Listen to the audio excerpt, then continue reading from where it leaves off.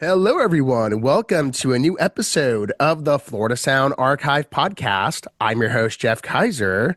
And for today's episode, I have on with me a very special guest. You may know this band, and if you don't know this band, you're going to know this band by the end of this episode. Mike Lesser, he was the singer for one of South Florida's earliest hardcore punk bands, the Gay Cowboys in Bondage. Mike Lesser is here today. How are you, Mike? I'm good. I'm very honored for you to ask me to do this. I've watched so many episodes and just nervous I won't live up to the historic reply of the band and myself that you have gotten from so many great people before me. It's funny because so many people, to your point, have brought up the Gay Cowboys in Bondage, whether it be the 7-inch that came out in 1984, or whether it be seeing the band live or reading about the band in a zine.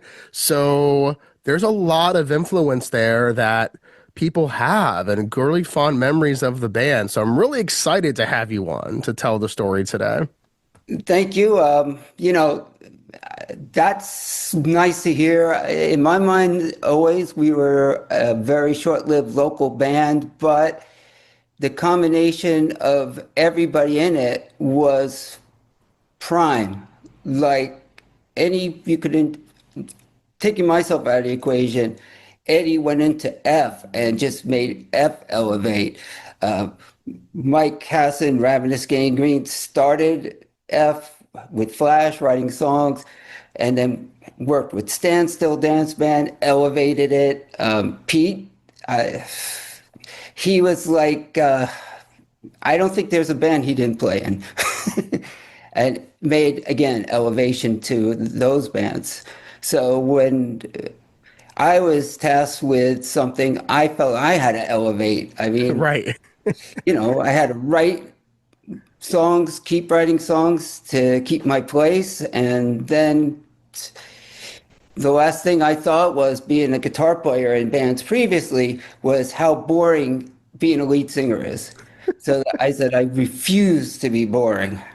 Well, that is something that you are definitely not. And I want to go back to the early beginnings of your life. So let's talk about those early memories. What do you remember about growing up and where did you grow up? I'm a Dade County boy, Kendall, east of Highway 1, Edmore Chevrolet, Serpentarium, Parrot Jungle, Monkey Jungle, backyard had key lime, lemon, banana tree, bad plumbing. So when the rains came, you used the behind the banana tree for and any other tree you could piss on. you know, that kind of existence. And I mean, I was like any other kid. Yeah. When Y100 started, I listened to Y100. I listened to rock and roll. My house, my dad, ponytail, bearded redneck, was baffling to me because we had George Jones, Wanda Jackson, we had, Patsy Cline. Yet we also had like Nina Simone, Four Tops, the Beatles, the Rolling Stones. I Interesting. mean, he just, like, for example, Gloria Jones put out Tainted Love, and I heard that in my house. So when Soft Cell did it, I said, well, that's a Gloria Jones song. And people said, what? No, it's a Soft Cell song. Or George Harrison, when he I Got My Mind Set on You, that's a James Ray song. Yeah, and they're like, "Oh, it's George Harrison." I'm like, "No, go back and find out." And actually, because of my dad's range of things, I always felt I had to investigate because that's what my dad did. Like, if he like Shake Your Hip, Rolling Stones, he found the original blues singer for it. And he kind of taught me about music. Music was pretty big in our house. At what point did you discover local music? Oh, I gotta go to my card.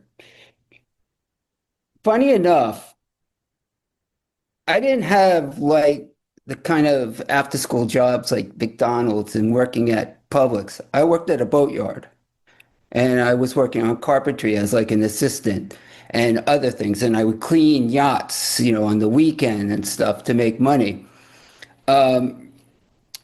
But one of the guys I worked with, he was like pretty hip. And he said to me, "What are you doing uh, New Year's Eve?" And I'm like, "Why?" And he says, "Well, you live in Sunrise. There's a Sunrise Musical Theater is having this really cool thing with the Ciclets, who, Ciclets.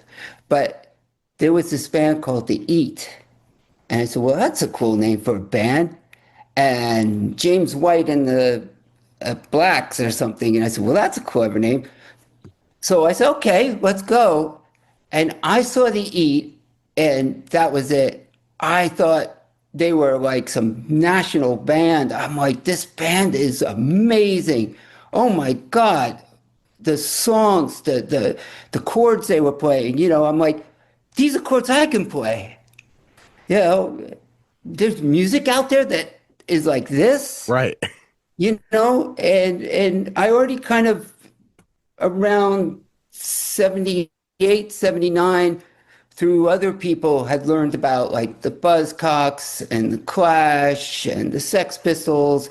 And my dad had a friend named Gary who was a pianist and a studio musician and had connections to people. And he got me, was able through him to get all the imports of like Buzzcocks and the Clash and with the soft covers. But when I found out that they were local to Eat from Miami, I went, "Oh my God, we're making this music here? We're making this?" I thought the Ramones, yeah, but again, the Ramones seem to have more fame, I thought, in London. I didn't really understand CBGB yet. Right. And so the Eat is pinnacle. Oh yeah. I mean, they're pinnacle And for so many people too. And hearing your story about when you first saw them, and that was what, in the late 70s, you said? yeah, I think it was like, because I know like Progresso was like 1980. I know for sure Progresso was 1980 because of other things happened in my life. And that was incredible. It was the Essentials that day. That's when the Essentials. So now I started saying, finding out about open books and records phone line. So, oh, the Essentials are playing 27 Birds. The Essentials are playing here. I had seen the reactions. Chronologically, I may jump all over the place. I kind of wrote my notes, but in my mind, Were you the old enough though to get into some of these places back then? when I saw the reactions, I wasn't. But this guy, Gary, was also worked as a freelance photographer. So I think it was maybe for the Miami News or something. So he brought me in as an assistant and told the club manager that he won't drink. I will keep close eye on him, but his family needs money type, BS. Sure. And so, like, I saw the reactions, saw some of Isaac's, but and you look at that band, Joey Mayer, and of course Johnny Sultan and everything. Right. So the reactions was to me like how you could just be a straight rock band and still be punk. And the Eat to me was how you could be intelligent and still be punk. No offense to the guys in reactions, but the Eat was seminal. They just, the songs were clever and catchy and interesting. Not love songs. Right. Right. And what were you like back then? Did you feel like your attitude was more in that vein opposed to the love style songs? Well, 40 some years later, what are they going to do? Hate me? I was really the typical kid who bought the Boston album, the Blue Oyster Cult, the Edgar Winter Group, and all that stuff. I was listening to. I wanted to finally get an FM radio so I could listen to put an FM converter in my little car. I so I really was like a typical kid with listening to the radio and buying and seeing sportatorium concerts and stuff like that. But because of certain people, I kind of started learning about punk rock music. So I said to myself, it's like my dad, he had his country, he had his rhythm and blues, soul and blues. And so when I first started hearing the punk rock, I said, this is kind of like blues. This is another version of the blues. So it interests me because what else do I have? Disco, right? So I needed something because all I could hear was disco now on the radio. I Right. needed something to escape it. And so that was perfect timing. Like I said, things come to me. Sure. You mentioned the Sportatorium. I just love hearing stories about some of the bands people had seen at the Sporto. Who were some of those bands you remember seeing, and what was that like for you seeing shows there? I'll tell you notable ones. Um, I was at that aluminum seam busting concert with Leonard Skinner, the last one they played down in our area before the plane crash. I was a big Wow. Southern rock fan too, and um, I would just go. It was so cheap in those days. As a matter of fact, the funny story is that my friends were all like smoking pot and doing all these things. They would shove their drugs down my pants and sort of squeeze my little frame in between them so the security guards didn't see me when they walked through. I mean, but I could wash a couple of cars and bum a ride from someone that was older than me in my neighborhood and go. By this time I was living in Sunrise, Florida, or Sunrise Golf Village, and but all my friends and everyone around, they didn't listen to punk music. That Right. was my little collection. When I tried to play it for them, they said, no, let's put on the Sabbath record Sure. and hang out, Wasn't everybody's cup of tea. Now, where were you buying a lot of this music? Were there record stores you can remember going to? So the most notable one that I bought prior to like knowing about open books was New York Dolls, the first album. I had some money that was given to me, and I went to Sid's. It was in the Lauderdale Lakes Mall, I think it was, and I always would go to the cutout bin or the bargain bin at that cutout bin, and for like $1 or $2, there was that New York Dolls record. And I said to myself, this, like, what a name, New York Dolls. And I looked at that and I said, this has got to be some crazy music. For $2, I got to do it. I got home and heard Personality Crisis and so down the line. And I just was like, wow, just amazing. And then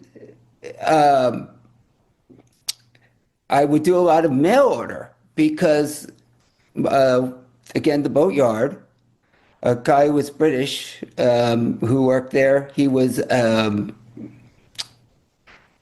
forget what he did, but he didn't work on the boats, but he was like a foreman or something. And one day he started yapping at me because I had made a cassette of the Buzzcocks.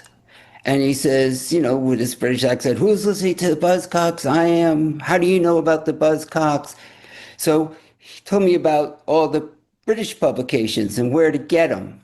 There was this book, little newsstand that was in East Fort Lauderdale. So I'd hop on the bus and go to East Fort Lauderdale and get this and take a chance, write the check or send the cash and hope it comes to me. So Right. learned about the Slits and I learned about, all these bands. Funny story, I had the Duran Duran Rio record imported 6 months before it hit US radio. dubbed it on cassette to listen at work, and everyone said, "Turn that punk rock shit off." It hit the radio, and all of a sudden they're walking around going, "Her name is Rio," and I'm like, yeah, yeah, punk rock shit, right? Right. And they became huge. Yeah, So, yeah. So, um, the Dead Boys, I found also the same way, like of SIDS in a cutout bin. right. Thank God somebody listened to it, said, "This doesn't sound like Zeppelin. I'm going to sell it back or trade it back in." Absolutely. It worked out in your favor, being able to pick those up. And as you were getting older in your later teen years, what high school did you go to? I went to an oasis of yuck. I went to Piper High School, Okay. So you went to Piper High and School, right? nobody there, like I wouldn't say jealous, but you had all the Miami kids kind of knew each other. Flash and Ravenous and Mike Chatham and Pete, they all kind of went to the same high school or kind of knew each other. And so I basically, to fit in, was like, yeah, I got the new Some Girls album, which is great. I love the Rolling Stones.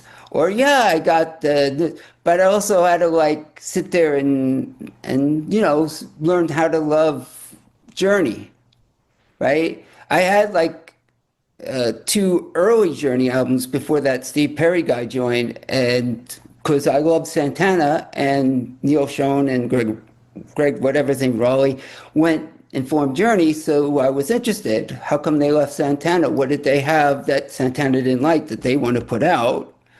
And it was musical and it was good. I didn't even realize Wheel in the Sky was a Journey song. Because I had Right. no idea. I didn't follow them, but I Sure. liked it. But then, when they came to town and all my friends were going, I would go too, because go to the concert, have a fun time. Right. You mentioned that the prices were pretty low back then as well. But So you could see because a lot of different bands for yeah, less. but when as a guitar player self-learned, playing those songs were hard. But when the Ramones and the Buzzcocks and the Sex Pistols and I could hear them. I could play those songs. I could play along. And then I met, I don't remember how we met, but it was an important meeting, because then I met someone named Lori, and she played bass, and her and I hit it off. The first time we jammed together, we played Runaway songs and B-52s, and we decided we were going to try to join another band type thing. But that's how I met Eddie Husbands, Eddie Nothing. And Eddie really introduced me to Land of Speed, Husker Du. And he just had such a great knowledge, hardcore from Finland.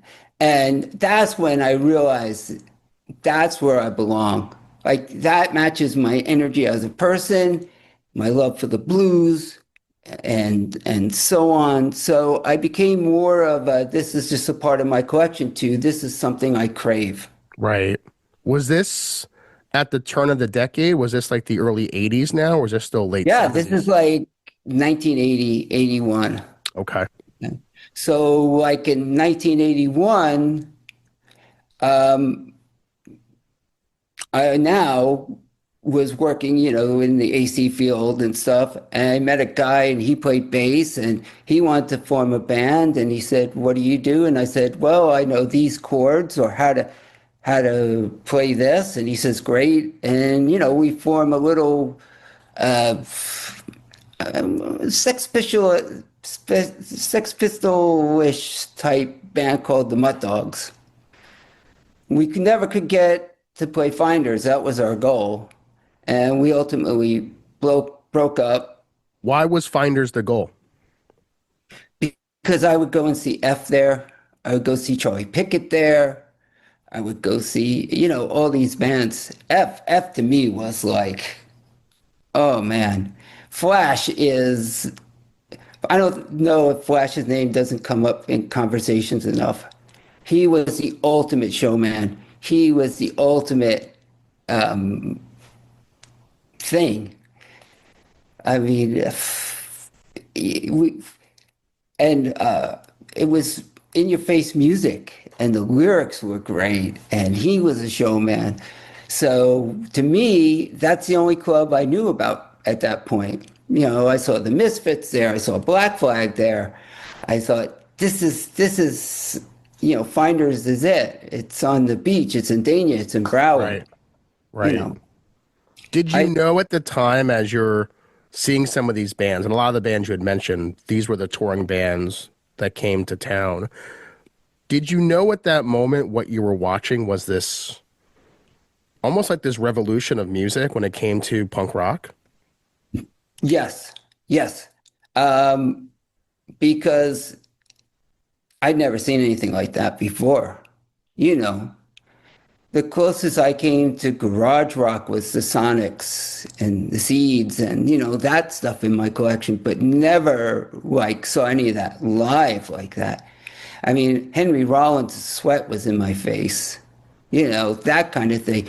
At the Misfits, even at my barely 5'5" frame, and but I don't know what I weighed at that point. Yeah, it was slam dancing, and some oi boy had the spikes on his thing, and I have little scars here because my shoulder was bleeding, you know. Wow. And instead of saying, "Oh man, you a-hole, you this," you know, I gathered two other people and we pummeled them, you know. I was That kind of thing. I was actually curious to know more about the audience back then going to some of those early shows. How would you describe the vibe in the crowd? Was it people just having fun and dancing, or was there situations where things got a bit out of hand, police came, that sort of thing? No, actually, um, everybody just had a good time. There was no, I mean, like, you know, typical Black Flag, people would jump on the stage and they throw them off and stuff. But otherwise, no, it was a really good time. And surprisingly, I owned the Roach Motel, the little EPs. I think I did at that time. If not, it was after Roach Motel played that I searched out and got those, you Right. know. I got all the local stuff. I still have my Eat stuff and Minstrel Cycles and Zed cars and Nice. yeah. Was Roach Motel the first local punk band you were aware of that were out of Gainesville? Roach Motel was like the Gay Cowboys in Bondage's corrupted cousin. They loved us. I mean, they even, I think at Shelter, we're coming down. We want the Cowboys to open for us, you know, and we got along great with them. The only time we ever left, we didn't even play in Palm Beach. The only time we left the Broward County line was to go up to Gainesville once to play with them. And their bass player, Russ, I don't know if it was comical or not, formed a big crush on me. And when they came back to Flynn's, he like proposed to me from stage. And my girlfriend's looking at me, it was now my wife, you know, and says, "What's going on here?" And I said, "I don't know. We're not gay. The music is." You know. So that was at Flynn's where that took place. Yeah, yeah. He's on the stage with flaming red hair and the bass going, "Milo, I betrothed my heart to you. Be mine." Were you Yeah. were you going to a lot of shows at Flynn's back then too? Um, I think I went to one maybe prior to actually playing there, or two maybe. I know like Toxic Reasons, No Trend, you know, all the bands. I love going out to shows, and you know, it was a bit of a trek, but you know, it was worth it to me because there was nothing in Broward at all. You know, Right. The New Wave Lounge and the Underground Lounge, uh, like when I knew of Charlie, and then all of a sudden I find out, you know, he's playing two nights at the Button on the beach in Fort Lauderdale. I was like, wow, I got to go to one. So, you know, that record he put out, I was at one of those nights and it was fantastic. And I'm going, oh my God, this guy is playing some great stuff. I just love this guy's stuff, you know? I know And that when Barry Saltz was on the podcast, he talked about being at one of those Button shows with Charlie Pickett as well. The one that was recorded for the album. I don't know if that was a multi-show situation, but he mentioned that he was there. So did you know Barry back then? no, Barry came from the show. I didn't know anyone. I was very intimidated. Like even when I would go to some shows and you would see the likes of Debbie Rage and her gang and David Camp and his gang and stuff, to me, I just was like, I like the music, but I'm not, I don't have any political angst. I don't have this angst. I got a good job. I make money. I pay my rent. You know, I moved out my house when I was 17 and had a job and paid my rent. Back then, you could do it with a roommate, you know. So I always was intimidated. Like I one time got up the bravery to go up to Debbie Rage and say, "Hey, what's doing?" And she gave me a look like I had to cover my groin, you know. So I was always in the background of things, and where I started getting into the thing was, you remember the band the Spanish Dogs? Yeah. Okay, they were fantastic. Lori, who I mentioned earlier, who played the bass, formed a friendship with Marianne, who is the female guitar player. She had a different name in the band. I'm trying to remember it, but um, we became like their roadies, her and I. And through that, I became very good friends with Michael Kennedy because I'd pick him up and drive him where we go. That's how I met Randy Ruffner and became good friends with him. And Mike Chatham was through the time we were doing the Gay Cowboys. They made a video for their full-length album about not liking the Kingston. And Eddie and I are in it in full dress, not bathing suits, with fedora hats, dancing like maniacs, you know, carrying signs that say "We hate the beach" or something. And watching how they were in the studio, learning about click tracks and things, setting up things for their stage show and stuff, really made me feel more like I belong in the scene. I'm starting to feel more empowered, more comfortable. It's funny that I end up being in a band with Pete and becoming close to him like a brother, because at that point, Pete, all he did was yell at me and scream at me, "Get this fan off of me! Move that light!" Yeah. So do you feel like the time you had spent with the Spanish Dogs really did help you when you were ready to make that move yourself to be in your own band and be the front man of them? Not be a front man. Even every band I was in before the Cowboys, except for maybe a few months prior, I always just played guitar. Someone else sang. Covers, covers. If I wrote AOR, but the band I was in had no interest in doing originals. And Cups in My Hands, and no one had it. And then at this time, though, because we would go to these warehouse parties. Ravenous Gangrene had a warehouse in Broward, on East Broward Boulevard, and he set up a drum stand. So his lunchtime, at lunchtime, he would practice his drums and practice his drums. But all of a sudden, it became a hangout. Like people who like Def came, and I would come, and we'd sleep over on the nasty carpet, and we'd have these amazing warehouse parties. Um, and I started meeting these guys and knowing these guys, and Pete would come, and that's when Pete and I started talking, and like not as you're my hired hand, or I don't think we got paid, but but like one person to another.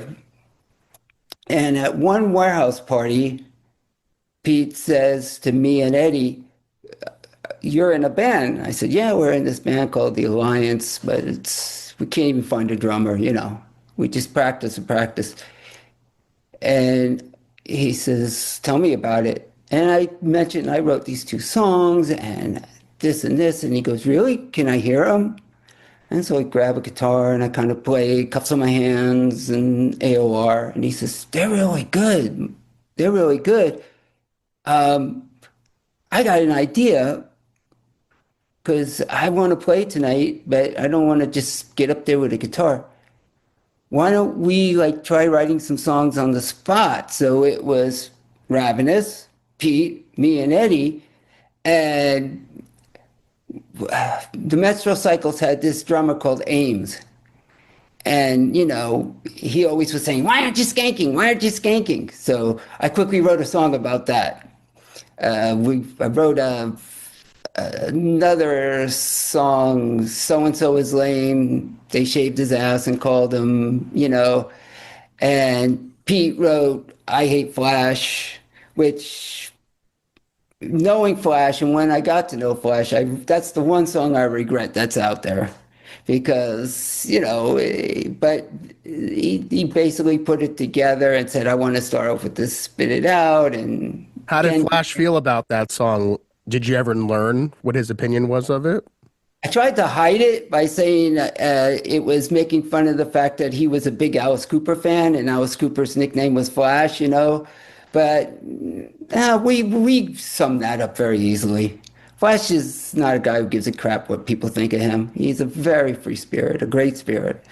So we did this, and it like all clicked. So Pete said, "Do you have other songs?" And I said, "I mean, things in my head I could put to music and stuff." And then that's what started it, We kind of like just sort of became a band. We weren't the Gay Cowboys yet. I think we were called Social Risk or something. And so I was like, whoa. But I couldn't sing and play guitar at the same time. Like I would play the music for Pete, then I would just sort of tell him what the lyrics were. So he said, "We don't need another guitarist. This stuff is very straightforward. But it needs like a little zhuzhing up, like leads and stuff." And I said, "Yeah, I'm very basic when it comes to leads." And so, yeah, that's how I became a lead singer. Because Pete said, "We'll just try to sing." Right. And there it was. Yeah. Where did you guys practice? At that warehouse, most of the time. Okay. Later in time, Mike gave up that warehouse, and we, for a while, practice at Flash's warehouse. We had to roll out the dune buggy, and that's where we became the Gay Cowboys in Bondage. We're practicing, and I messed up, and Pete said, "You gay," because there was Monty Python, Gay Boys in Bondage. We would always throw Monty Python lines at each other. That also bonded us. And Pete said something like, "You gay cowboy," and I said, "In bondage."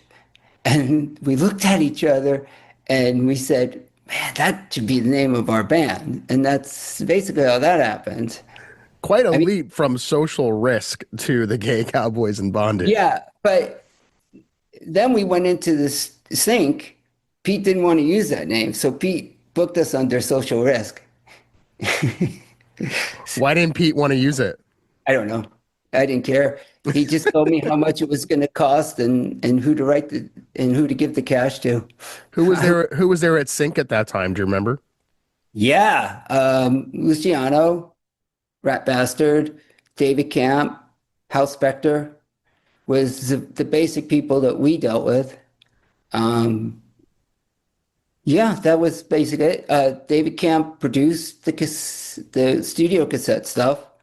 Hal was the engineer, and that's how I formed a brother relationship with Hal over the years. And Luciano just hated any punk rock that was in the studio, and Rat was a protector. Said, it's money, Lucky, right? Do you remember how much it cost back then to get into the studio? I don't, but I know I paid for it all. Okay, I financed everything because I had the a real trades job, sure. sheet metal and pipe fitting, welding, blah, blah, blah.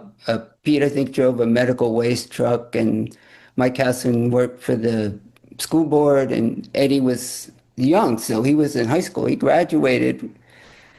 He Eddie knew my wife. They both were DJs on the WKPX.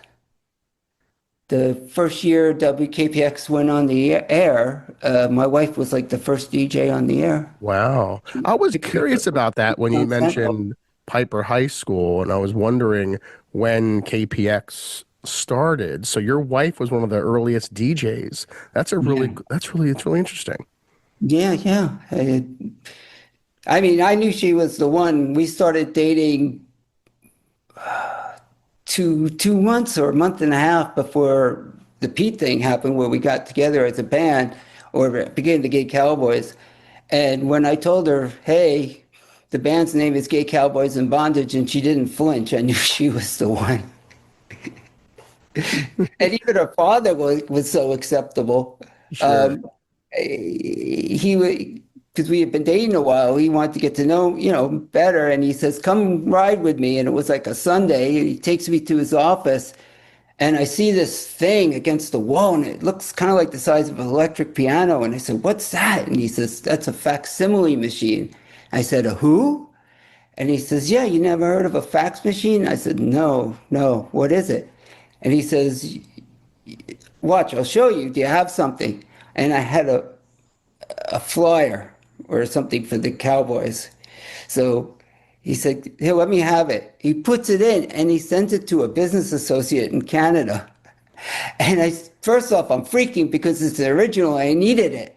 And I said, Mr. Rutherford, I need that. You just sent that someplace. And he says, no, no, no. I said, yes, you said it's going to Canada. I didn't conceptually understand, And he says, no, no, no, no. Don't worry, Mike. It's being transmitted to Canada. Right. Look, in the back of the machine is your paper. And it was like just crazy. I mean, so he was like, he thought it was cool. He was like, Yeah. it's creative, it's this and this. Hey, if you're okay with it, we're okay with it. Yeah. Did you ever hear anything when the people in Canada received it? Did they have any thoughts on Yeah, what he they? said, I'll call Monday and tell. That's why I thought his, yeah. I asked him, I said, what came of that? And he just in his French accent said, what kind of crazy stuff is Harvey sending me? That kind of thing. I Yeah. can only imagine. What do you remember about the first time the name of the Gay Cowboys in Bondage appeared on a flyer? Do you remember when that was? Yeah. Let's see. Our first show that we ever played out was a Battle of the Bands at Piper High School. We infiltrated that, but we were social risk. But we weren't Gay Cowboys at that time, but we called ourselves social risk. As a matter of fact, I was wearing a shirt that said kill anyone with drugs. And we played Domestic Battlefield, and halfway through the song, three jocks jumped me and tried to beat me up, and we got thrown out and whatever. And they just say, I think the Rush cover band won. But the first time on a flyer was Libby, who was just so supportive. said, we're playing a art museum on Young Circle in Hollywood. Would you guys like to try this band out playing live? It would be a good way to get some experience playing live.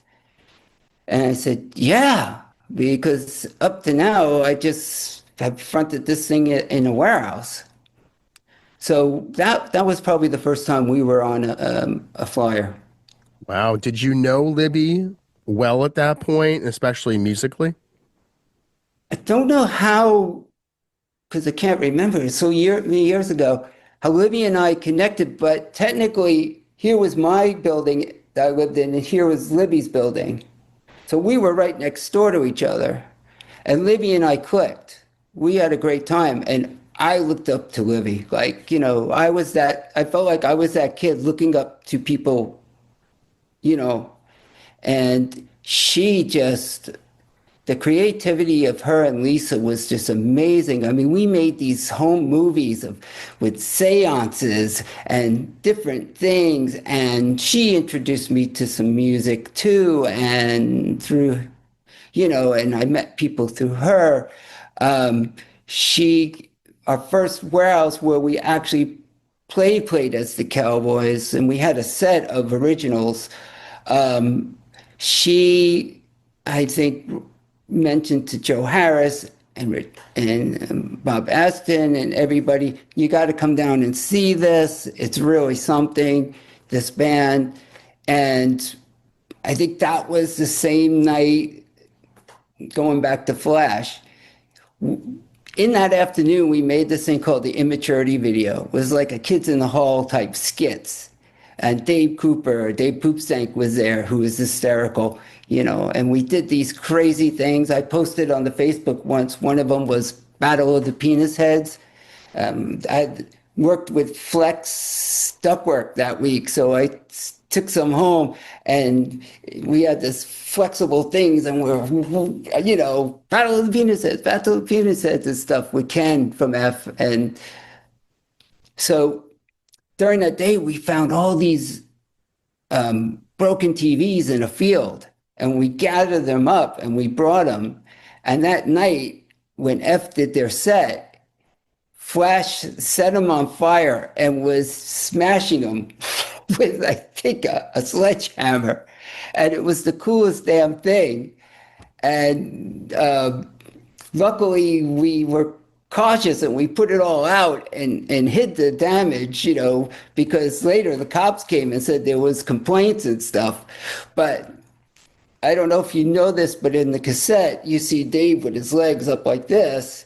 Well, Dave was sitting there alone as we just sat along the walls, and the cops rip open the garage door of the warehouse, and there's Dave with his legs over his head going, yip, yip, yip, yip, yip, yip, yip, yip, yip, yip, yip, yip, yip, yip.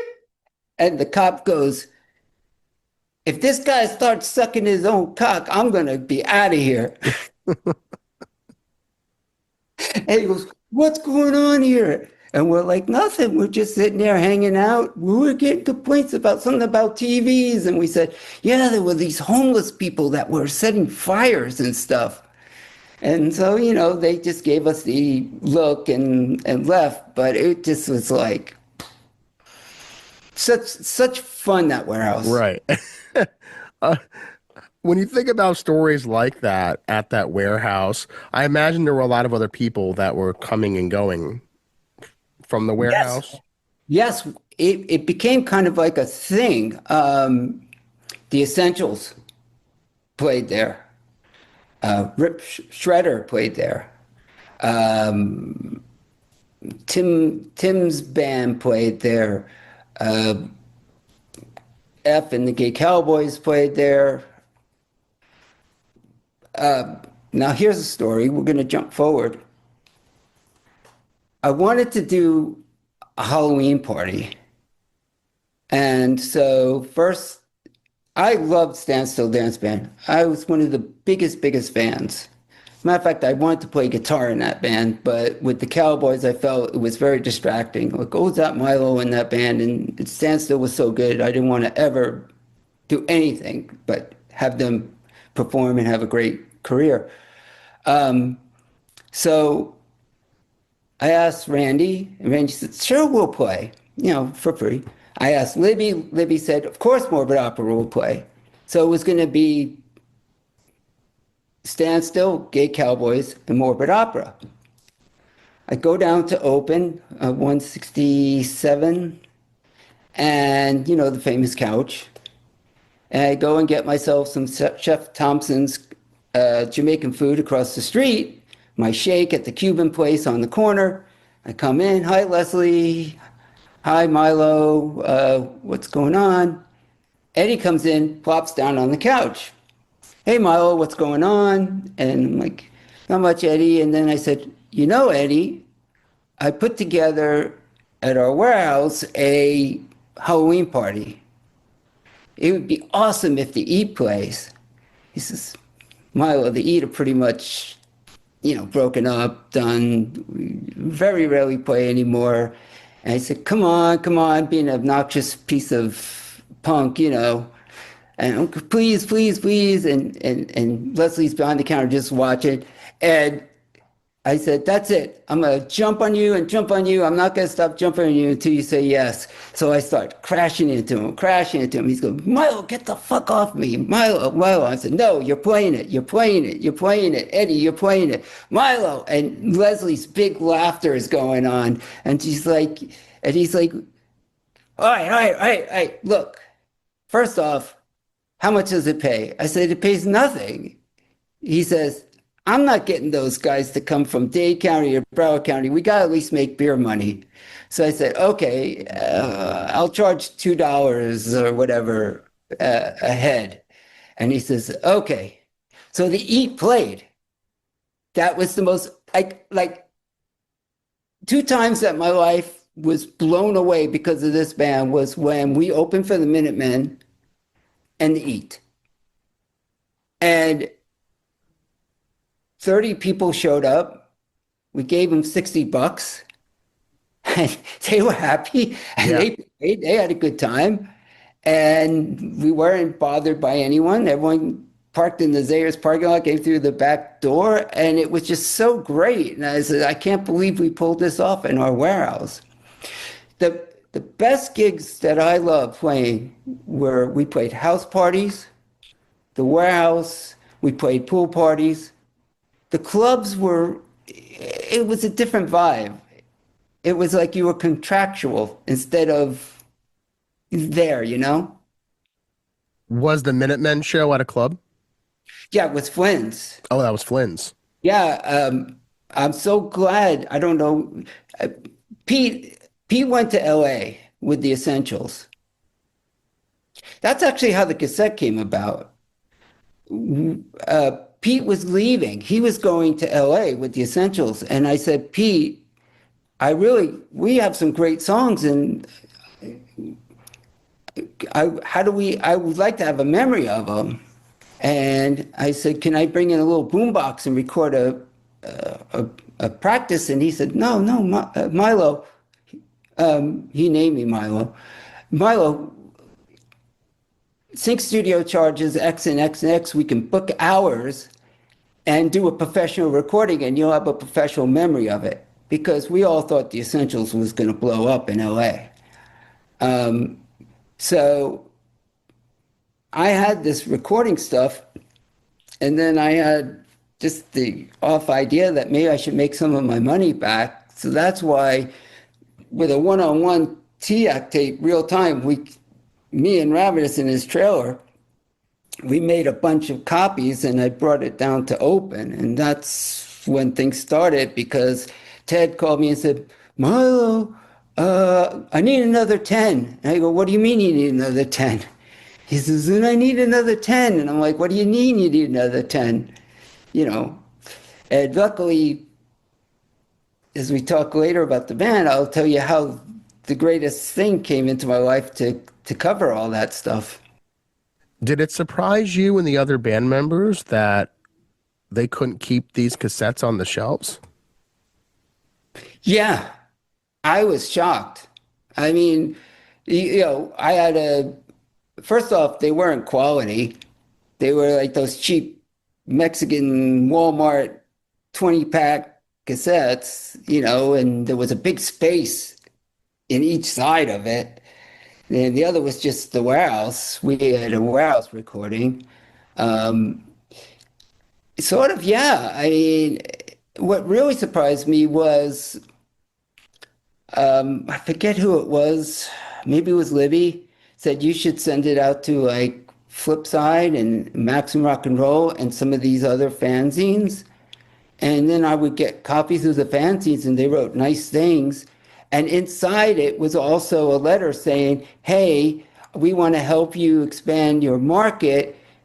Here's we understand this should cover it. Here's a check. Please send us so many cassettes." And, and then all of a sudden, like I say, and Timmy played us on one night on a Maximum Rock and Roll show, I understood. And, it was like, okay, and then all of a sudden I'm getting letters from people. I mean, the cassette, one day I get a letter and it's from a Marine, and he's in Lebanon. And it's like through the US thing, because our addresses were on things. In those days, you didn't think about that stuff. And he says, "My brother loves punk rock. He got your cassette. He sent it to me. I played it for the guys in the barracks, and we all love it. And thanks for bringing some a fun experience in a real shithole of an experience here in Lebanon."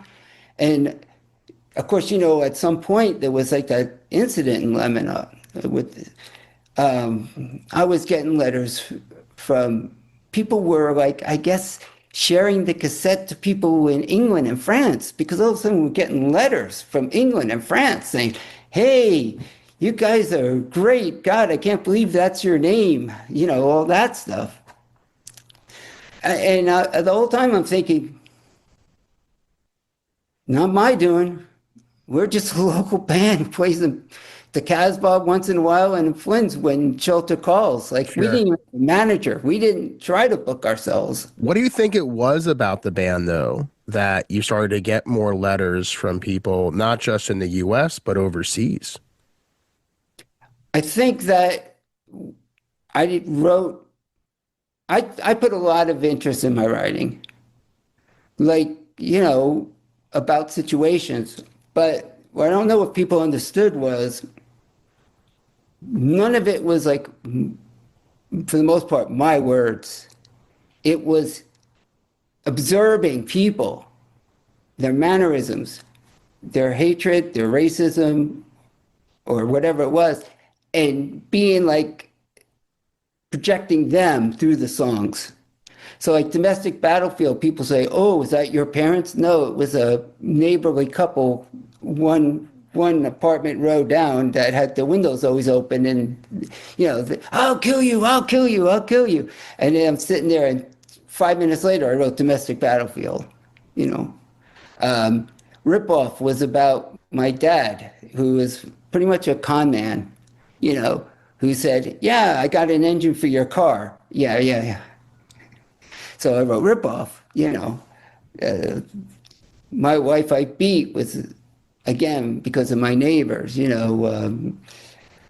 Reggae with all the, Peter Tosh, my tush, you can kiss my Bernies, was because at the time, working construction, these Jamaican guys were so homophobic and had homosexual slurs for everybody. And so I was dating, at one time I dated this girl who was a Jamaican Chinese girl, and I had to break up with her because the parents did not like who was, a white guy was dating her. So, I mean, that's how I wrote, from that sense of things, Cups in My Hands about kids that sneak in and the troubles they have. X-Rated Go-Go Lunch was, I'm driving down Oakland Park Boulevard, and there was this teepee-looking building that said X-Rated Go-Go Lunch. And boom, by the time I parked my car at my apartment, I wrote the You song. wrote the song. And Cheddar, you cheddar cheese mentioned, yeah, party. You know, I was unemployed. I get a note, yeah. go to the park and get a block of cheddar cheese. So thank you, Ronnie Reagan.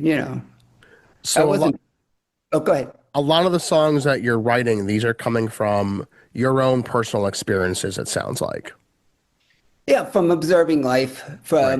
from coming out of More Bruises was because, there was this article about, I read about child abuse and stuff. And even that, I mean, I got a letter from the woman who was involved with the Broward chapter of a shelter. And she said, my daughter played me this song, and wow, what a song. Thank you for writing something to enlighten people what it feels like to be an abused child. She said, were you abused? And I said, no, no. But the article kind of was my muse to write. It's interesting to hear some of the backstory on a lot of the songs because much of this time period, when it comes to punk rock, very fast, it can sound very angsty. But also, one thing about the Gay Cowboys in Bondage was there was this fun side. At least it appeared that way. Again, if you didn't really know, you could just assume. So, talk about that. Was there a real fun side to the band? Yes, yes, because rah, rah, rah, rah, rah, um, Big Fat Bologna Sandwich is really about workers' rights and stuff. I'm working on a roof, and my big fat giant boss who couldn't fit through the entire hole of the roof opening, would say, "Why isn't this done yet? Why isn't this done yet?" Instead of asking me what I had to do to start first working, move all kinds of crap out of the way. And of course, the worst thing he could do was that, because then I grabbed a 2x4 and started writing Big Fat Bologna Sandwich. It didn't get much work done. And that happens to be the first song on the 7-inch EP that Yeah, came yeah, out, yeah. which talk about that too for a moment, because I feel like with a lot of people, when they go through their own collection of Florida punk records, that seems to be one that comes up quite often. Owen Marshmallow Strikes Again. So let's just start off with that. How did it get its title? Again, warehouse. And someone said, "You effed that up, Owen." And Eddie Husbands, Eddie Nothing said, "Marshmallow." And I said, "Strikes again." And it was like, "Oh, and Marshmallow strikes again." And then we said, "Wow." And so we decided that was going to be, we were recording at the time, so we decided that was going to be a thing. Yeah. I, Interesting. you notice a big difference because I started really getting into hardcore and stuff. So I wanted to purposely write more hardcore. You know, uh, Everything is a little bit faster, a little bit more screaming, a little bit more urgency, like in Owen Marshmallow, except for um, the song is a little slower, more to the cassette. Um, Kool-Aid, uh, Pete wrote Kool-Aid, except for I said we gotta juice it up a little bit, jazz it up. So I said let's put the word cyclamates in there, and funny white mustache and milk. Uh, but I love that song. That song was like a complete surprise to people. Like, here's this little poppy song. I was curious too, like, what do you think were some of the differences between the recording of those songs and then when you had a chance to play them live or play them more live? Okay, we really weren't that rehearsed when we did the cassette songs. As a matter of fact, Pete was already gone when Cowboys Are Gay and the Silliness Opera was done. Camp contacted me and said, "You still have hours." And Frank and Lucky Rat doesn't do refunds. So we came, I had to think of a song, so I wrote Cowboys Are Gay. Mike helped me make it sound Westernish. And then he said, you still got more time and it's your master tape. So we just freelanced. I said, I always wanted to sing opera. So we freelanced singing this opera on the spot. Wait That a was, minute. You said you always wanted to sing opera. Where did that come from? I was just joking. Okay. You know, like I could sing. I used to feel bad that I was like torturing people. So I figure if I'm crazy enough, they'll be watching me and lose the singing quality, you know. So Owen Marshmallow, we were like tight. We had the songs down. That was like so quick and easy. And we knew I've been to sync once before. Um, Two things happened that's monumental. One, Luciano loved Michael Jackson and Paul McCartney, and he had a poster, Ebony and Ivory. And Eddie and I looked at that and we said, it needs to be improved. So we each drew a dong on it and walked away. And when Lucky saw it, he flipped. Who destroyed my poster? Who this? This is this. And he figured who it could be. And David Camp literally saved our life because he was going to kill us. He was going to beat the crap out of us. And Rat was like the mediator, you know, Rat Bastard. He was the mediator and he calmed things down and said, we'll charge them for it. They'll pay for it. Don't worry, don't worry. You can get it again, you know. One of the things I also really appreciate about that 7-inch is the artwork that Eddie did for Eddie, the cover. Eddie did all our flyers. Eddie even got us into clubs he went in, got stamped, and he'd come back and draw it on our hands. You know, people look at me, they needed to look at Eddie while we were playing. He was playing the bass, which I know he was doing amazing with because I followed the bass and the drums when I was on stage, not the guitar, and dancing like a fool like me. Eddie is talented. Problem with Eddie was that the Cowboys were good, but he had great friendship with the guys in F. And we always knew that he wanted to be in F to be with his friends. Even though we were all friends, Eddie was like my little brother. Saturday morning, we would watch the Marvel comics together and stuff. You know, we'd go everywhere. But, you know,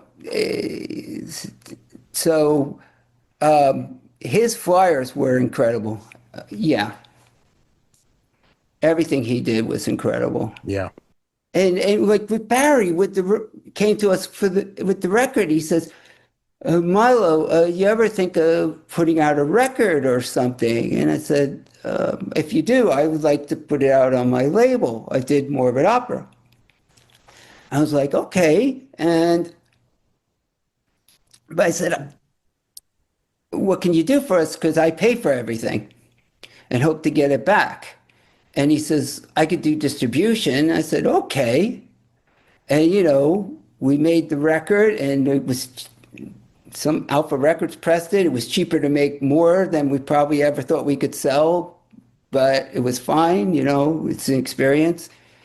And he got rough trade, I think it was, to take 50 records, not on consignment, but actually pay up front.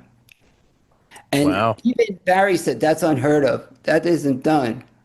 And Barry like got the record in front of people. And then people would come down and see us play for spring break or something. And they would say, wow, do you have records? And I'd say, in my trunk. And they would buy a bunch. And all of a sudden, we're played on a few college stations. We were played Zeta 4, like during the wee hours. Like one time, I think they played something and we were this. And Bob Surin's, not Bob Surin,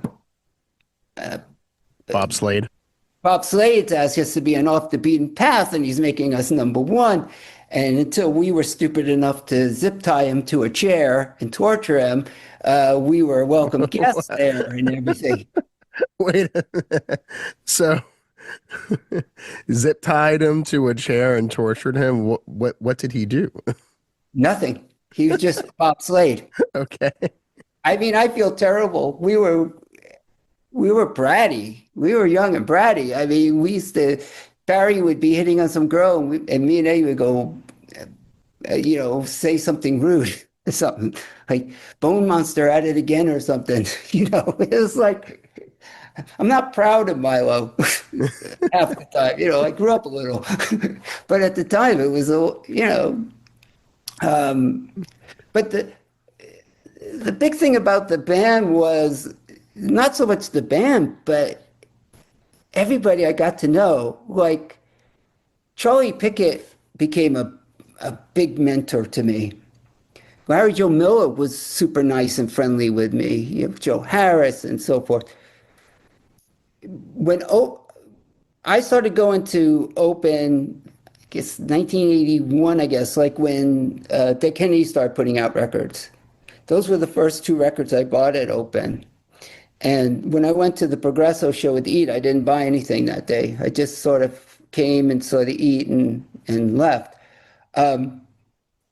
And I became really conversing with, because I was a socializer with Leslie and friendly with Leslie.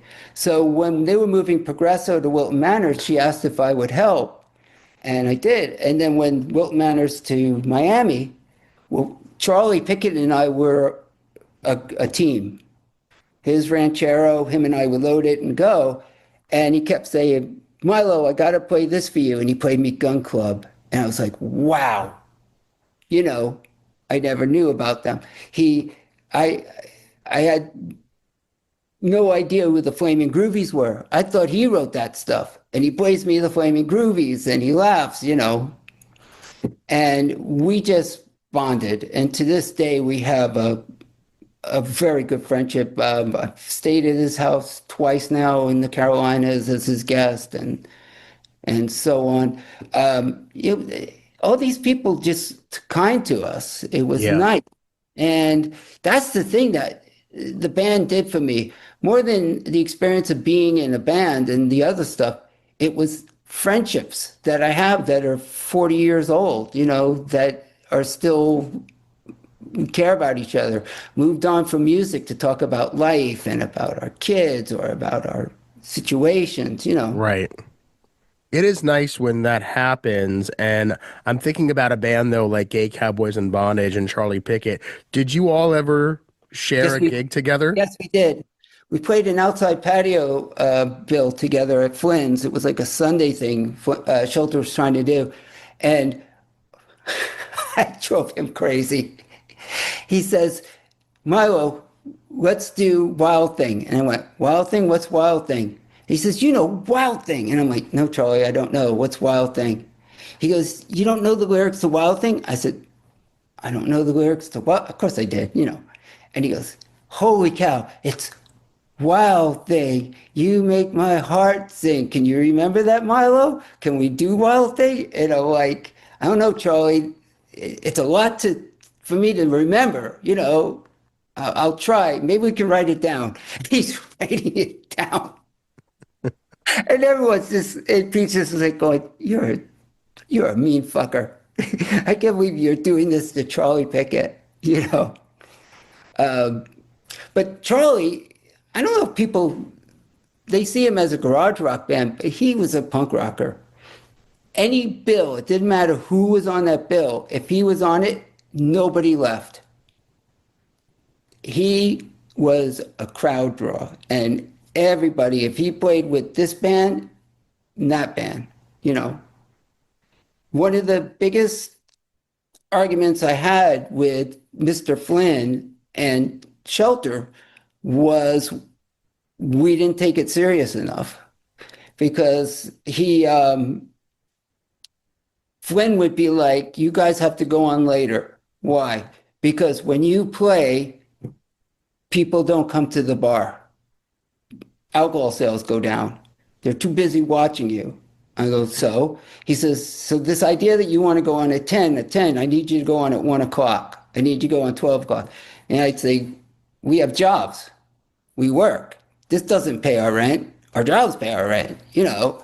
Shelter would be like, you got to go on a little later because Flynn's bugging me because after you're done, people tend to leave. And I said, so what's that the problem? And he says, because you should be headlining. You're not a middle band. And I said, well, come on, Shelter. We are, what difference does it make? Headline, middle. People want to see the music. They come and see it. That's all our concern is. So, it, the idea that this band and you're talking to me today is like, that's what's cool, that we kind of like got into pop culture. We're a part Right. of somewhere, small as it is, we're a part of it. That I got like checks for $1.30, $2 and something cents from BMI because Domestic Battlefield was played once or twice somewhere, or on a radio program. I thought, my God, it costs more to mail it than to send me the check. It is kind of crazy when you can look back after all these years and you can really take a deep look at the legacy of the Gay Cowboys in Bondage. And you see some of these things. We can joke and laugh and, yeah, a dollar here, whatever the case is, but you still connect with people, I imagine, to this day who. Yeah, Ravenous is like my kid's godfather. We're brothers from another mother. We're tight as anything. Eddie and I, we were texting 2 weeks ago. We don't text that often, but we're close. We lost Pete. That was sad. But when I come into town, I live in Vancouver, Canada, so it's a long schlep. But when I go down to Florida, Flash will rent a room, and Flash, me, and Mike will play. Me on guitar, Flash on guitar, Mike on drums, and we'll fool around. And whatever Flash wants to do, we do. And half the time I forget what I'm playing because I'm just so enthralled with Flash. He's just such a crazy animal. But you asked, going back to like you asked about what influenced me a lot at the beginning, Radio Free Living Room. Every night, if I couldn't stay up for it, I set a timer and taped, 60 minutes of it because could buy those 120 tapes. And that's where I heard Fear. That's where I heard Black Flag. That's where I heard all these bands. And now I just would go to Open and say, Leslie, do you have this album? Do you have this album? Do you have that album? And Leslie was also credited with photos on the discography that was put out in 2005 that Bob Surin put out, which had 30 plus Gay Cowboys in Bondage songs. Yes. What do you remember about that, and how did that come about with getting a discography put out? He contacted Eddie first, I believe, and Eddie just was sort of like, didn't want to go back into those things. And so he put him in touch with me. But funny enough, Lesser is my real name, but there was Ravenous, Gangrene, Pete Moss, Eddie Nothing. He thought Milo Lesser was a stage name. He didn't understand that my last name was Lesser. When he figured it out, he found out how to get in contact with me. And he said, I want to put out a discography, this and this. And I said, well, the songs are published. And they are somewhere in the library of whatever, with every single thing that was ever published, no matter how boring or insane it is. He said, no, I don't want rights to your songs. I just want to put it out. Anything you could give me, I will convert it into digital and put out a CD. And I was like, okay. So what I could provide, I provided. He worked off of the cassette and cleaned it up and did all this stuff. He worked very hard on it. And he said, what do you want? And I said, I don't want any money from you. That was so long ago. It was like 2005. It's not who I am anymore. I don't sit there and that's my nameplate. I was in the Gay Cowboys in Bondage. It's more my business, my wife, my kids, my life, you know. And I said, just give me a bunch of CDs to give to people. So he did. He sent me a bunch of CDs, and I believe he sold out one run and maybe got into another. He later, through personal things, Burrito Records ended. He sold it to some other entity, and I believe that entity, because it's there, put it on Spotify, Apple Music, uh, Prime Music, the YouTube. You know, I'm sitting Right. there, are you kidding me? This stuff is on. Some, Yeah. you know, it's like, in my mind, we were a local band who got pushed, you know, uh, uh, because you're supposed to, if you're a band, you're supposed to send things to people, you know, or you're supposed to do this. But I didn't think anything would, you know, we didn't play it anywhere. We didn't, uh, somebody once said we could set you up on a tour, but you'll have to supply a van. You won't be like the headliner. You'll be a fill-in somewhere. You might make this, you might make that, but it's exposure for you. And I said, but we don't need exposure because I don't want to be a rock star. You know, it's not in my cards. This is what it is. Right. And plus, I don't want to leave my girlfriend, and I don't want to leave a good paying job, you know. Did And anyone in the band, though, through the years, ever have any regrets that they shared with you about the band not going on a tour? no, only Pete. Pete really like the last thing that kind of ended the band was because I no longer was really feeling songwriting, you know, and I was forcing songwrite songs. And the last couple of songs were really bad. I didn't like them. I didn't even enjoy doing them live, and they just didn't feel right. Pete wanted to do a CD and all this stuff, and I said, Pete, come on! I would have been happy to do a cassette the second time, but you know, you wanted to do vinyl, which is fine. I'm glad we did, but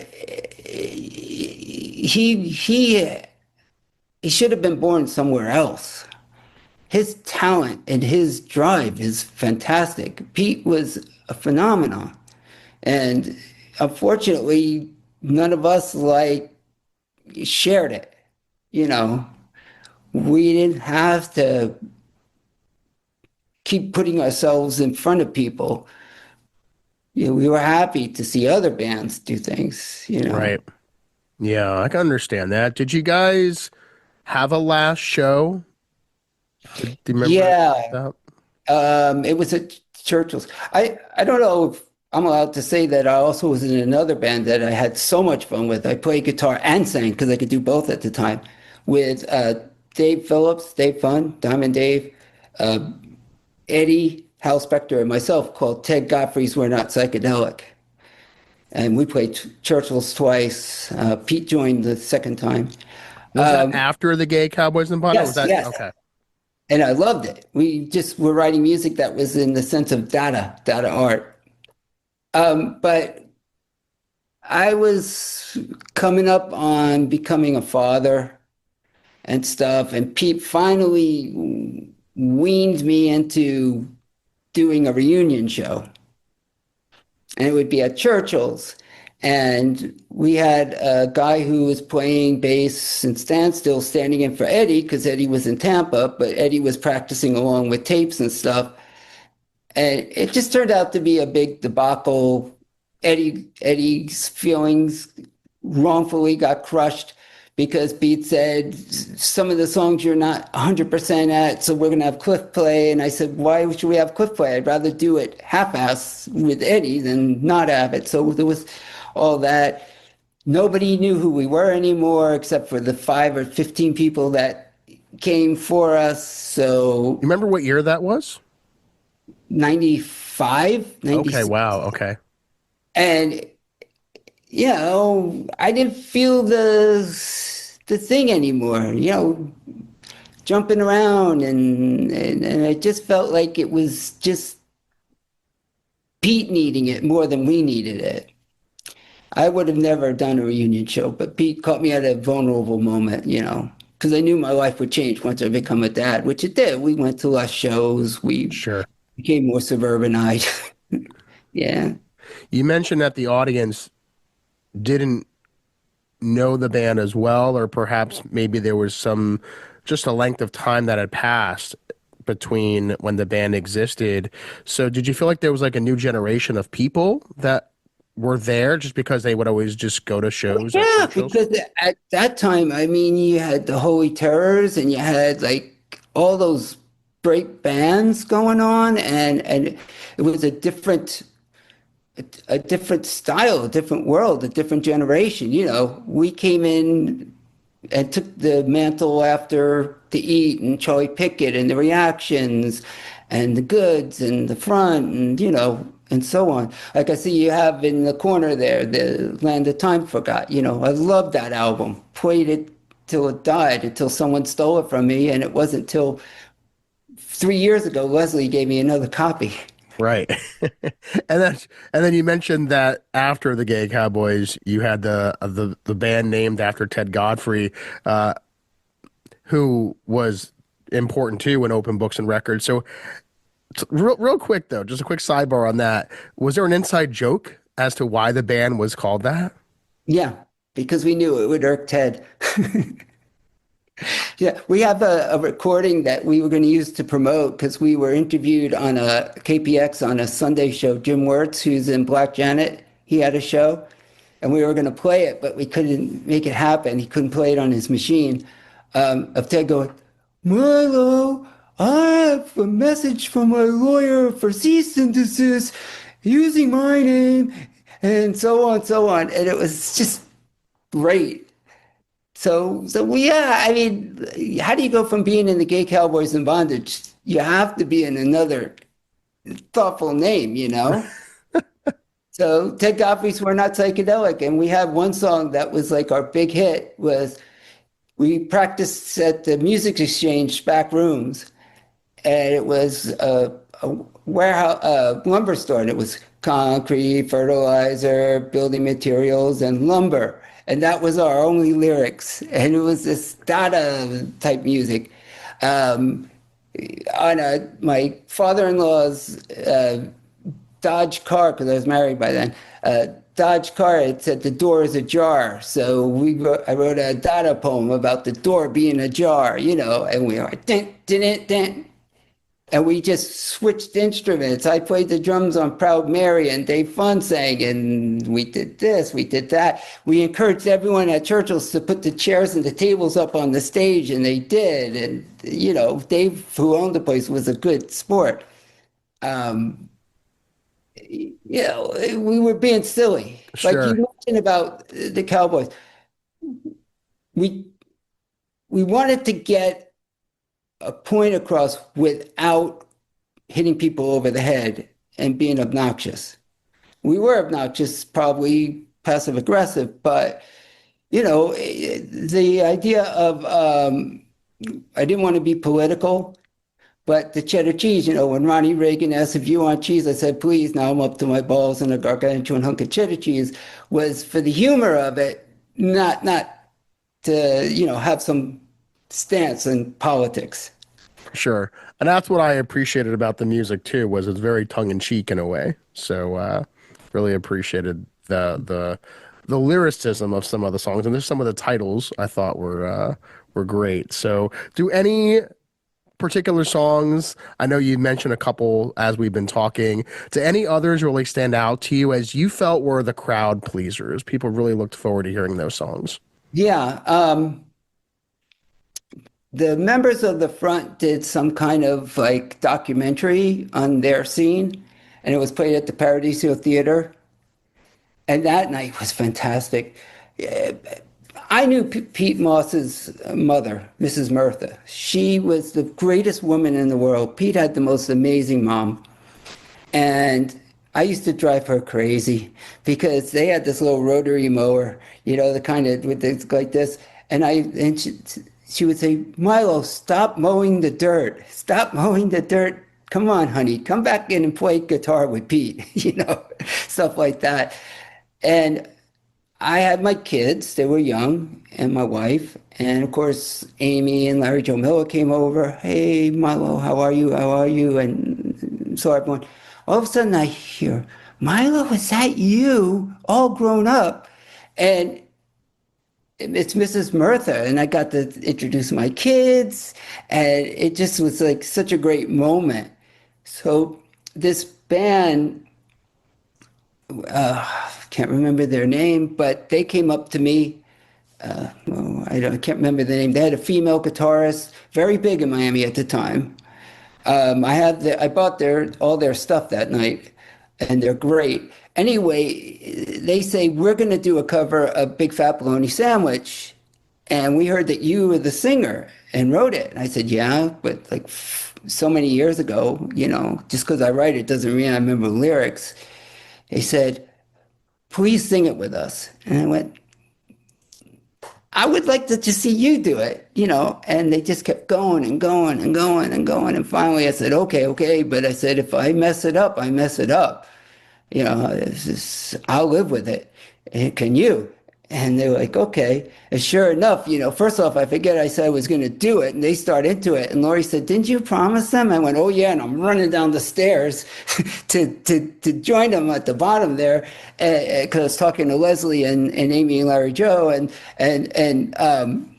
then, of course, I forget the last verse. And I look at them like, and they just laughed and did the thing, and afterwards I felt so bad, and they were hugging me and say, you just made our night, and I was like, okay. Did you bring any of the energy you had back in the early days to that opportunity? I tried to. My kid said the veins were popping out of your forehead. Okay. Because that was one thing that you don't always get from a lot of the bands from back then, because there may not be video, or there may not be a lot of photographs and that sort of thing, but the photos and video that does exist of the Gay Cowboys in Bondage, you immediately can see the energy that you brought, and you definitely had that. So how did you get yourself prepared to just get in that mindset? Because you brought it seemed like almost every show. I don't know, inner angst. I don't know. I just was hyper and antsy, and I just loved the music. I drove off of the bass and the drums, and it just happened. Yeah. Like, I'd never been on a stage before. I'd never performed in front of people before. I mean, to even realize that you hardly see anything because the lights are so cloudy and in your face. And the first song went so fast, I even said to Pete, did we do it? And did we do it right? He says, yeah, you were great. And I had no idea I was going to do that. I moved around a lot in the warehouse, but never like that. Right. Did you ever suffer any injuries when you were performing? No, but Eddie's bass did one time, and I felt bad about that. What happened there? I landed on the jack area and kind of pulled something out, and if you see some pictures, he's got duct tape on his bass. Oh, no. But no, I never hurt myself. I did learn that you can't do it in work boots and jeans, because I probably lost about 3 pounds after every show, just soaking wet. So you would find like lighter clothes to wear. Like, you'll see that sleeveless football jersey and whatever, and sneakers. And also, too, in South Florida, it's a lot warmer, right? So the uniform for a punk in Florida could have looked very different than the uniform for a punk in Chicago or in New York. Yeah. Very true. Yeah. Like the No Trend people No Trend, those guys were awesome. We saw them play Flynn's. I don't know how, but I started talking to the lead singer, and I mentioned to him Tony Latino and her magazine and her house. And I said, we're going to play tomorrow afternoon at her house, a house party with Generic Death. And they were like, do you have an address? We'll come. we got no gigs for the next 2 days until we go to so and so. We'll come. And sure enough, they showed up.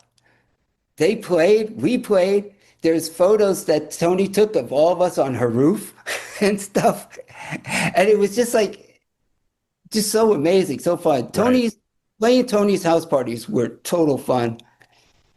And Just the fanzine Tony did was Tropical Depression. yes. And Larry Tupler did a lot of the graphics and stuff. Yeah. How important do you feel those fanzines were, like hers or Suburban Relapse or Mouth of the Rat? Never really read Mouth of the Rat. I read The Rag. I read cover to cover Suburban Relapse and Tropical Depression. Maximum Rock and Roll, I read cover to cover. And any kind of thing that I could find, you know. When tapes were sent, other states, people would send us fanzines to read and stuff. It's like all of it to me, when I look back at it, is like there was no game plan. There's no business plan. It just sort of like people just said this is going to happen, and we went along with it, and it worked out. I mean, Right. like that cassettes. When I looked at the receipts for Malcolm, I realized we sold close to 1,000 cassettes. The record, here's a story about the cassette, real quick, because I want to get this in.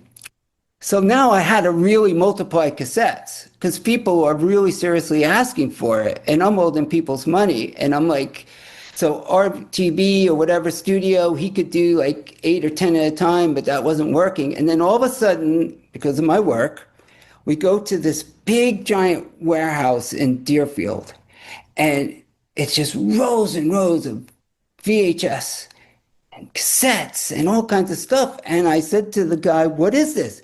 He says, we're a distributorship, and also we do multiple fabrication for Christian music. And my brain starts going, really? How much does it cost to get like so many hundred blank cassettes? And he says to me, and get them done. And he says, well, cost this, this. And I said, is there any way maybe I could do it and save the labor and just pay for the cassettes and the cases? And he says, well, first off, what's the name of your band? So I say, GCIB. And he says, GCIB, what does that stand for? And I'm like, oh, crap. And I'm like, God's Crusaders in Battle? Did you really say that? Off the top of my head, I had to think. I'm like, Boy. Art Carney and the Honeymooners, humming, So I'm like, God's Crusaders in Battle. He says, I love it. Yes. Okay, listen. When the first shift, there's time between the first and the second shift. I'm telling the guard, come back with your stuff, see him, he'll let you work, do your thing, and I'll put the number that you bought, aside, and it'll be here with your name on it. And so all of a sudden, it's like, you need 20 of these, you need 20 more of these, you need this. I had them all. People come in spring break, I was selling them out of the trunk of the car. I never thought I was going to sell more than 10 at open. Right. I don't want to sound like I'm being egotistical, like, oh, we were this. I realize we were a great band. I thought so. But part of a whole scene. We didn't rule the scene. We didn't dictate the scene. We just followed the scene. Right. Right. But I think it's important, though, to be proud of the work that you did. Oh, yeah. I mean, yeah. Many years later, I listened to it and I go, wow, it was very clever. I've succeeded in not being a hey, gay, shmay, rhyme, love, the dove, rain, the pain, songwriter, like really putting interest into it,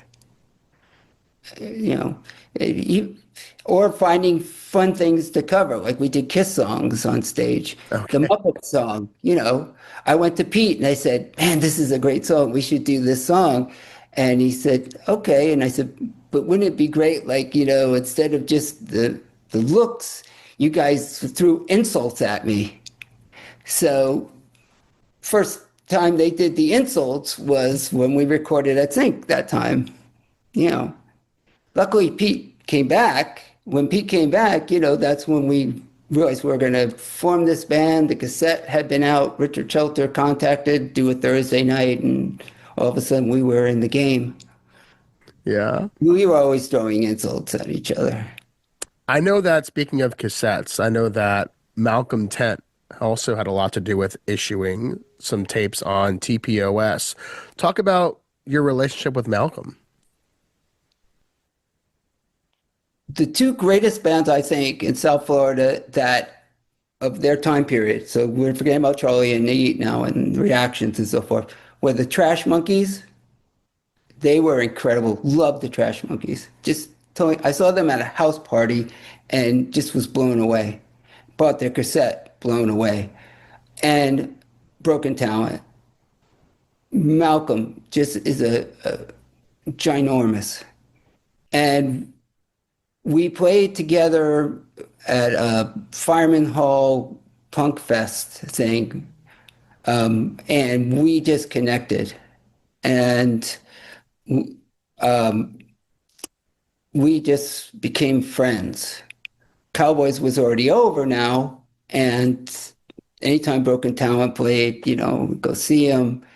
He tells me that it was me that gave him the thing about cassettes, like to put out a cassette. They put that little 7-inch, but he tells me I influenced him a lot, which is very flattering. But so we have a very he played with a heavy metal band called Profanatica, and they played in Seattle. So Lori and I crossed the border and went into Seattle to see him, that kind of thing. Like we would do that to see him. I root for him all the time. He never sleeps, and he just puts out great stuff, and he does great things. So Malcolm is very close to me, but I keep in touch with basically everyone and try to. Right. While my kids were small, I lost contact with a lot of people, but that happens, and priorities become different. But that's the only reason I got on Facebook. I never did Facebook. I used to say the closest thing to Facebook was sleeping in math class, But but my wife said, these guys were your friends. They really were your friends. They probably wonder what happened to you. And if you re-engaged, I'm sure, because I went to Richard Shelter's reunion thing, Miami High School thing, and there was John Mahoney, Abusers, and him and I were friends, and there was everyone. I went hoping to see Joe Harris. Anytime I went to South Florida, I had to see Joe Harris. He was like an uncle to my daughter. Man, he loved my daughter. We were with him when he was unfortunately leaving us and stuff. Was there ever any talk at the Miami Punk Rock High reunion of the Gay Cowboys in Bondage getting back together? No, no, no. Some people didn't know who I was, and like John Mahoney or Hal Specter would say, that's Milo. He was in the Gay Cowboys in Bondage. But, I didn't want to go back and talk about, so that lasted for 30 seconds. Then it's like we were talking about our kids, and we were talking about what we're doing now and what life was now. Charlie and I had a long conversation about something or other, and Miller came over, and, it's like, that was what was great about our scene. Here was a young, snotty punk who is not sure where he fit into things. I didn't grow up in it. I sort of didn't go, but once I got into punk rock, then it was like rah, rah, rah, and forget about the other stuff. I went full in. Was that they were open to everyone and accepting. You hear about cliques, but I never saw those cliques. Everybody was like, Joe gave me the time of day. Larry Miller gave me, Charlie Pickett gave me the time of day. Libby and so on and so forth. The idea that there were cliques, maybe, but I never saw them. Like I always was like everyone cheered everyone else on. Sure. Everyone enjoyed everyone's music, but each other's music. It was a very good scene. Yeah. And of course, it was in the depth of Florida, unfortunately. But maybe that's a good thing because it kept us all real and it took away expectations. When Charlie went off touring and put out the albums on a bigger label, I bought them and I loved them and learned how to play them on guitar, and so on. I thought the Essentials were going to stay in LA. We had a guy who was a DJ on WFL Life something. He played easy music. His name was Wally. He was 6'2" and he played rockabilly. And at the time I said, maybe we'll change the songs to rockabilly because you can't play fast and we can't get you going here. And then we hear Pete's coming back. And that's great because Shelter had just called and said he wants us to do a Thursday night. And I'm like, the timing of this, the universe. So it was great. I mean, I'm glad I had the experience of it. I never, I didn't have to push myself to think I left something on the table or something because I never wanted to be a rock star. I just was so happy to be a part of something, to Sure. be, it opened the world for me. So instead of being the kid cowering in the back, watching all this stuff and watching these people and going, wow, I put them on pedestals, kind of.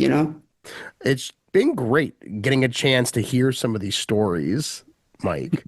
Yeah, it's And fun to remember them. yeah, just listening to you go back in that time period and share a lot of these memories and stories. It's just been so fantastic just getting a chance to talk to you. As we get ready to close things out, I would love to give you the last word. Any final thoughts you'd like to share to folks out there? I'd like to give it to you to take us home. Uh, I guess I just am glad that we all were sad and hurt when we lost key members. Joe and Randy and Mike Chatham and so forth, that we had that kind of friendship where we felt that hurt. And to celebrate when I see Barry and Larry, Charlie, and everyone, that we're still doing our thing, that we're enjoying life, that I left that scene with long-lasting friendships. That's what I look back as the important thing. That today is real. The rest is history, but today that people got to know me for who I am, not just for a song I wrote or being on a stage, and me the same way with them. That real friendships, real care for people, and that to me is amazing, and especially because I came from out of nowhere. I wasn't in any group of anything, and so that's it. It's just I appreciate everyone that I react with on the Facebook. They're all great and wonderful. I'm writing again, and I posted a few songs on Facebook because David Fruschneider, encouraged me, and it felt great to write again and to trust it's good and confident in it. And that's it. I'm just Mike Lesser, guy who works for a minor league baseball team for the Toronto Blue Jays 6 months out of the year, and then the rest of the 6 months, Lori and I travel to different places in the globe, and we live a nice life in Canada. We're happy and enjoy it. We go hiking in the mountains. We're just, that's me now.